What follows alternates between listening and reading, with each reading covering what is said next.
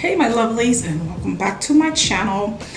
I am really feeling the James Charles palette. So one of the things that I wanted to do is challenge myself and make as many looks out of the palette as possible. So I'm gonna do a smoky eye and see where that takes me. Let's get started. I'm going to go with several colors in this palette. I'm gonna go with Canvas here. I'm going to go with Boutique, Benny, Spooky, and then I'm going to go with that You're Kidding. That's, okay, that's red.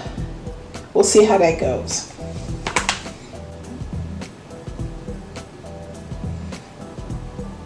Okay, I really, oh, that's just gorgeous. That's just gorgeous. It'll make a really good transition color. We're going to talk about two things here today. One, we are going to talk about this little thing right here, this little scar mark between my eyes, and then we're going to talk about my edges.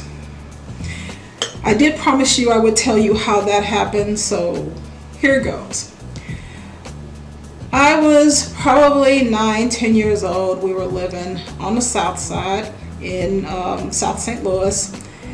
Now they call it the ghetto, not because, you know, houses were bummy and people walked around on welfare or whatever. It was because that's where black people lived on the south side. We didn't live past Shenandoah. I know that's kind of changed since then, but you get the picture. Black people lived on the edges of the south side and everybody else lived past the certain point. So it was dusk one really hot evening, and my sister, two neighbor girls, and I were outside playing. It was kind of dusk. The sun was setting, the street lights were on. So keep in mind, we are ghetto children who do stupid things and live to tell the tale. Here's how this injury happened. To this day, I can't explain the abject stupidity. For some reason, we decided to throw flattened out beer cans at each other like frisbees, because why wouldn't we? I told you it was stupid.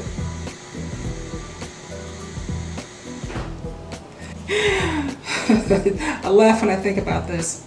So as the fun and games is going on, one of the girls threw a beer can at me, and I kind of moved like I was the Matrix and stuff.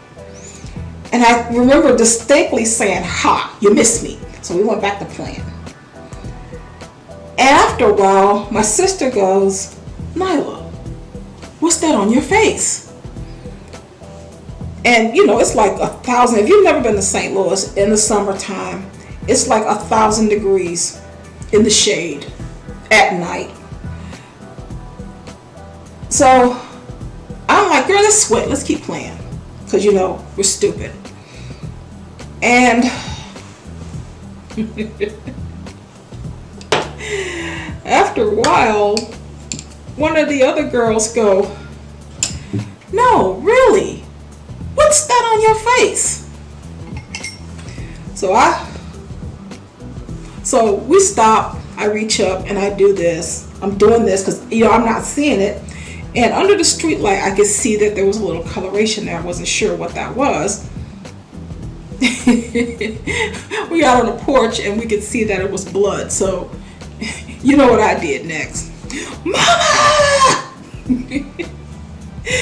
Oh, I drove my mother crazy. Because I was that kid that I was going to do some of the dumbest stuff.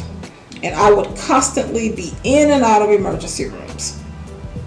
And that did kind of happen. So my mom took me to Cardinal Glennon Children's Hospital that was actually not very far. And back then, there wasn't the push to stitch you up and make sure that the stitches were straight. No, it wasn't that kind of thing. It was like, stitch it, get up, get out. So I walked around with 2 stitches in my eye, and when the stitches came out, this is what I was left with. It's something that I've learned to live with. It's not a big deal for me. So, but it does make putting on the makeup a little more, you know, the way it is. So I'm never gonna have that perfect line on my left eyelid. So I've just learned to live with it. It's not a big deal for me. The second thing I want to talk about are my edges. I have natural hair. I have no chemicals in my hair. I'm okay with that. So I'm not gonna gel this down and use like a toothbrush because I'm not trying to have baby hair. I haven't had baby hair since I was a baby. So it doesn't make sense for me to have baby hair. Oh, and my little Eddie Monster, I love that. That stays forever. I'm gonna be buried with that thing. Oh wait, no, I'm gonna be cremated. So I'm gonna be cremated with it, along with my edges. And I tell people that's just something y'all gonna have to learn to live with me. Yeah, that was a brief story. Next color we're going to put on is this this red color here. It's called You're Kidding in a palette. And if I had to be honest about it, I can't think of a more appropriate name for it. Picking a scab in 5, 4, 3. This is not James Charles's fault. This is indicative of a beauty industry that is not really paying attention to colors that look well on dark skin. I heard a lot of bloggers talk about how well pigmented it is, that it's an actual true red, and they just loved it. They put it on and blended it up, and it just looked absolutely wonderful on them. I will say that the people that love it have about 25% or less melanin in their skin. The color shows up very pigmented on them. It shows like a true red. On me, it looks ashy. So I have to build to make that even halfway presentable on my lids. I would love to see a true red, maybe a little less intense than oxblood, maybe something along the line of candy apple or Corvette red, and not something that is going to show up ashy when I put it on. Usually when I put a red shadow on, I have to put like a white concealer down on it. Sometimes that looks good, others it just like sits there. Because this particular palette, you have to use an eye primer on it. Sis insists that it will look better, and it does. So this is pretty much what I'm left to work with. So I'm going to add a little bit more primer, and my primer is the Crayon Case eye glue stick. It's really good. It's pretty much my standby.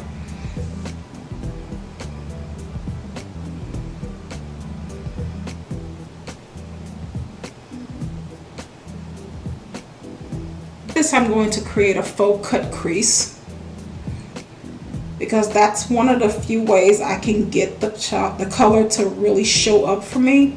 And I shouldn't use this brush, but that's where we are today.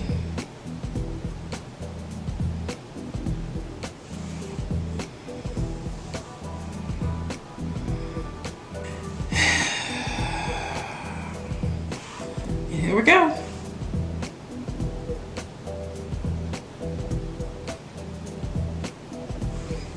Yeah, that looks ashy as all I would get out.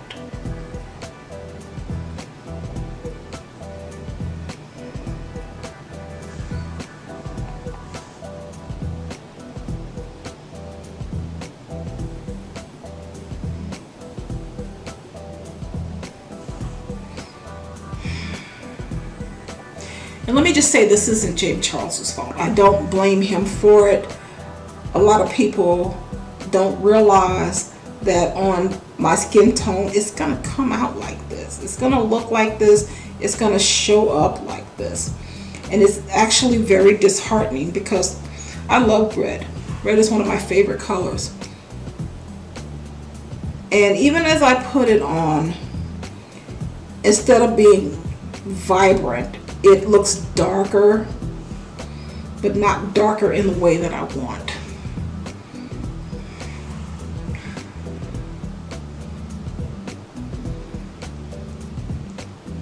Yeah, that was just as horrific as I thought it would be. I had to go off camera to finish this because I was getting very annoyed with how much I had to layer to get this to this color. Finally, I put some Urban Decay All Nighter setting spray on it, and that came close. Actually, it's a pretty good, decent red at this stage of the game. Jesus, tap dancing Christ. The work that I had to put into getting it to this color was a pain. And my camera has a battery shelf life that would have gone beyond me doing that. So I turned the camera off to finish my eye makeup, my foundation, because I'm eating enough time. And yeah, I'm not gonna have you go through that any further. So let's keep it moving. For my bronzer, I'm going to use my ColourPop bronzer. Trying to find the joy in all of this. Actually, I don't have to do that because it's actually a good look. I do like it, but I'll give you my thoughts on it after I finish shooting. Poor people, I don't want to take up any more of your time than that is necessary on you. This was crazy. For my blush, I'm going to use a different one that I found recently. It's actually called Baked Illuminating Blush in the color of Rose Gold. Ooh. That just might be pretty. Let's try it out.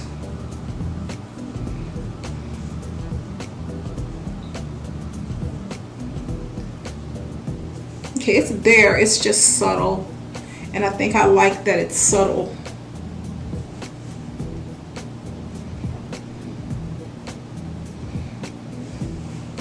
Okay. It's showing up and showing out. I'm happy with that. For my highlighter, I'm going to go into my Fenty Diamond Bomb. This is one of my absolute favorites. Usually when you buy something this expensive, it's a toss-up as to whether or not it's going to hold right or look right, and Riri, all her stuff expensive. But this one, I'm actually happy with this investment. This was a good one. I'm very happy with it, so I can live with it. This is Milani's Stellar Lights highlighting palette.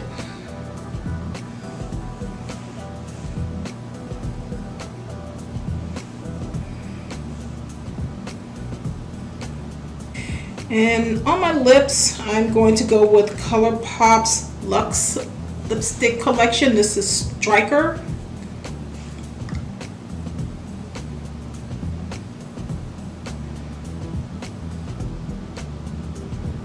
That is very lovely. You see, I wish that eyeshadow looked like that. Too much drama. And because I kind of wanted to get a little shine, I have this little strawberry scented lip gloss. I'm just going to lay it on top. So here's the final look. I really like how the colors finally came together. I was kind of iffy on the "you're kidding" color, but it actually looks good in this setting. It is very beautiful the way I finally got it to show up, and I could see myself actually rocking this look. Maybe, sort of. It took way too much of an effort for me to get this to show up. I would really hope that there's a company out there that would, you know, work on getting shadows to match dark skin and be pigmented and be vibrant. Yeah, we can get the everyday looks with the browns and the beiges and, you know, colors like that, but not everybody is into an everyday look, and not everybody wants to walk around looking the same. Again, this is not James Charles's fault. This is straight across the board, and I don't see any change in it. I mean, I'm not a big influencer, so my word is really just gonna fall on deaf ears. I don't get a PR packet. I don't have an affiliate system yet, or if I'll ever have that. So what I get is what I spend out of my own pocket. And I actually bought a palette that has a color that was virtually useless on me. And I would like to think that, you know, make some effort for us dark skinned sisters. I mean, we like reds and we like colors too. And to have to do that much work to get this red to show up was annoying. And I got so irritated. So here we are with that. And again, overall, love the look. I could see myself probably rocking this, but without the red. I am so glad that you came with me on this journey. This is something that I'm really starting to enjoy, and I'm really hoping that I'm getting better with the blending. I have a young lady named Donna Darden who I need to thank for showing me that makeup was not being blended correctly, the eyeshadow was not being done properly. So I really worked hard to change that and to be a little more cognizant of how the colors were all blending together. It's not perfect right now, but hopefully I'm on my way. I cannot wait to get my 100th subscriber so I can start the giveaway thing. I was just dying to do that. So, yay! Let's make that happen. Until next time, until next video, I'll see you when I see you. Cheetah Diva out. Bye.